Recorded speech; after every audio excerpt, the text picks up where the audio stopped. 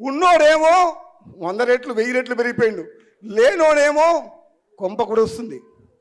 వానికి 5 లక్షలు ఇస్తేందుకు 500 రూల్స్ పెట్టిర్రు, వాడేమో లక్షల కోట్లు దోసుకుంటారు. పైన ఉన్నోడేమో లక్షల కోట్లు దోసుకుంటారు. 5 లక్షలు ఇస్తేందుకేమో 500 రూల్స్ పెట్టింది. అధికారాన్ని అడ్డం పెట్టుకొని అభివృద్ధి పేరు మీద లక్షల కోట్లు దోసుకుంటున్న వాళ్ళు ఎమ్మడి పడతాం. ఒక నాయకుడిని అధికారంలోకి తీసుకురావడంలో ప్రజల ఓటు ఎంత ముఖ్యమో, పైకి కనిపించని ఎంతోమంది ముఖ్యమైన నాయకులు, కార్యకర్తలు, స్థానిక బలాలు అంతకంటే ముఖ్యమైనవి. ఎన్నికల సమయంలో పార్టీ కోసం రిస్క్ తీసుకునే వాళ్ళు, ప్రత్యర్థులను ఎదుర్కొనే వాళ్ళు, తమ రాజకీయ భవిష్యత్తును పణంగా పెట్టేవాళ్ళు అధికారంలోకి వచ్చిన తర్వాత కూడా అదే స్థాయిలో గౌరవం, ప్రాధాన్యం, న్యాయం ఆశిస్తారు. కానీ అధికారంలోకి వచ్చిన తర్వాత ఉద్యమంలో లేనివారు, పార్టీతో సంబంధం లేనివారు, కొత్తగా చేరిన వారు కీలక పదవుల్లో కనిపిస్తుంటే అసలు పార్టీ కోసం పోరాడిన వాళ్ళలో అసంతృప్తి మొదలవుతుంది. పొలిటికల్ సైన్స్లో దీన్నే ఎలైట్ బ్లాక్ క్లాష్ అంటారు. అధికారాన్ని సాధించడంలో కీలకంగా పనిచేసిన రాజకీయ వర్గాలే తర్వాత అదే ప్రభుత్వంపై అసంతృప్తి వ్యక్తం చేయడం, చివరికి తిరుగుబాటు స్వరాలుగా మారడం. ఇప్పుడు తెలంగాణ కాంగ్రెస్లో జరుగుతున్న పరిణామాలు కూడా అదే ప్రశ్నలు లేవనెత్తుతున్నాయి. మొన్న దానం నాగేందర్, ఆ తర్వాత పోచారం శ్రీనివాసరెడ్డి, ఇప్పుడు మునుగోడు ఎమ్మెల్యే కోమటిరెడ్డి రాజగోపాల్ రెడ్డి చేసిన కమెంట్స్ సాధారణ అసంతృప్తి కాదు. ఆయన నేరుగా ఒక పోలికను చూపించారు. పైన ఉన్నవాళ్ళు 1000 కోట్లు దోచుకోవడానికి రూల్స్ ఉండవు, కానీ పేదవాడికి 5 లక్షల ఇంద్రమ్మ ఇల్లు బిల్లు ఇవ్వడానికి మాత్రం 100 రూల్స్ పెడతారని ఘాటుగా ప్రశ్నించారు. ఉన్నోడేమో 100 రెట్లు 1000 రెట్లు పెరిగిపోయిండు, లేనోడేమో కొంప కూడా వస్తుంది. వానికి 5 లక్షలు ఇస్తేందుకు 500 రూల్స్ పెట్టిర్రు. 5 లక్షల రూపాయలు ఇంటికి ఎన్ని రూల్స్, ఎంత ఇస్తుర్రు? వాడేమో లక్షల కోట్లు దోసుకుంటారు. పైన ఉన్నోడేమో లక్షల కోట్లు దోసుకుంటారు. 5 లక్షలు ఇస్తేందుకేమో 500 రూల్స్ పెట్టింది. నిజమా కాదా? సగం ఇల్లు రాగానే బిల్లు రాలేదంటారు. పాత ఆటో ఉన్నా, వెనకడ ట్రాక్టర్ ఉన్నా నీకు బిల్లు ఇవ్వమంటారు. అది ట్రాక్టర్ నడిచేది లేదు, జీపు నడిచేది లేదు, అది ఎప్పుడు ఫైనాన్స్ వాళ్ళు గుంజుకపోయారు, అది ఎప్పుడు ఆయన పేరు మీద ఉందంటే నీకు ఇల్లు క్యాన్సర్ అంటారు. ఇదెక్కడ న్యాయం? ఇది కేవలం ఇందిరమ్మ ఇళ్ల స్కీమ్పై విమర్శ కాదు.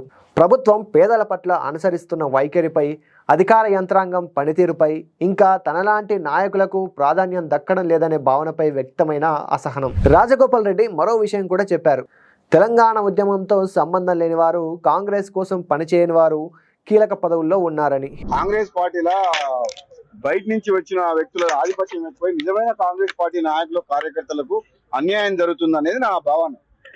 ఆంధ్ర పాలకులకు వాళ్ళ చెప్పు చేతుల్లో మన ప్రభుత్వం ఉండకుండా పేదరికంలో మన ప్రజలకు మనకు సేవ చేయాలి తప్పితే వాళ్ళ పెట్టుబడిదారులకు, కాంట్రాక్టర్ల కోసం ఈ ప్రభుత్వం పనిచేయొద్దు అనేది నా భావన. అంటే అధికారం కోసం పోరాడిన వాళ్లకు కాకుండా అధికారంలోకి వచ్చిన తర్వాత దగ్గరైన వాళ్లకు అవకాశాలు వెళ్తున్నాయనే సందేశం. అధికారాన్ని అడ్డం పెట్టుకొని అభివృద్ధి పేరు మీద లక్షల కోట్లు దోసుకుంటున్న వాళ్ళు ఎమ్మడి పడతాం. దోపిడికి వ్యతిరేకంగా పోరాటం చేస్తాం. మేము నిజాయితీ పరులం అని చెప్పేసి మా సహనాన్ని, మా ఓపికని చేతగానితనంగా భావించొద్దు.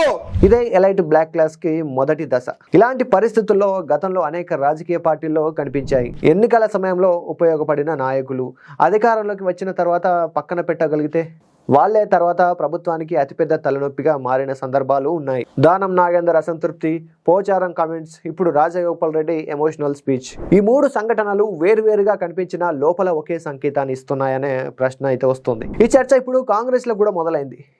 ప్రత్యేకంగా ఇందిరమ్మ ఇళ్ల అంశం సున్నితమైనది.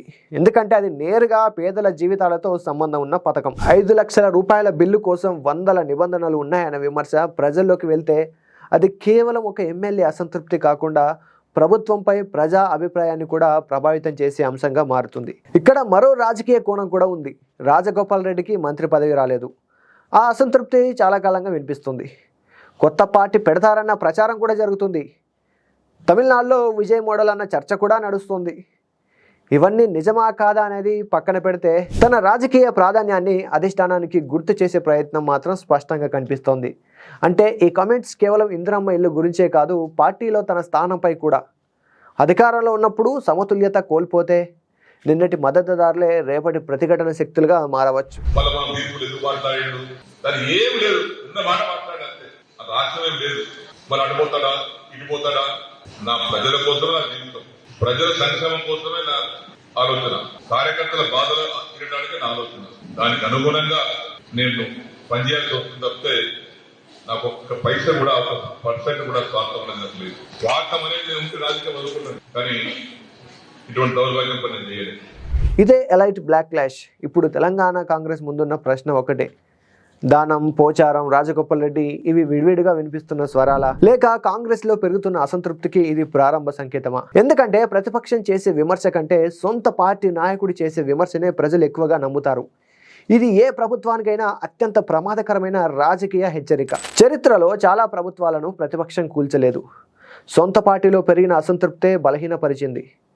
ఎన్నికల్లో గెలవడానికి ప్రజల మద్దతు అవసరం, కానీ ఆ విజయాన్ని నిలబెట్టుకోవడానికి నమ్ముకున్న నాయకుల విశ్వాసం అవసరం. రాజగోపాల్ రెడ్డి చేసిన కమెంట్స్, దానం నాగేందర్ అసంతృప్తి, పోచారం కమెంట్స్, ఇవి 3 సంఘటనలు మాత్రమేనా, లేక కాంగ్రెస్లో నెమ్మదిగా పేరుకుపోతున్న అసంతృప్తికి ఇది మొదటి సంకేతమా?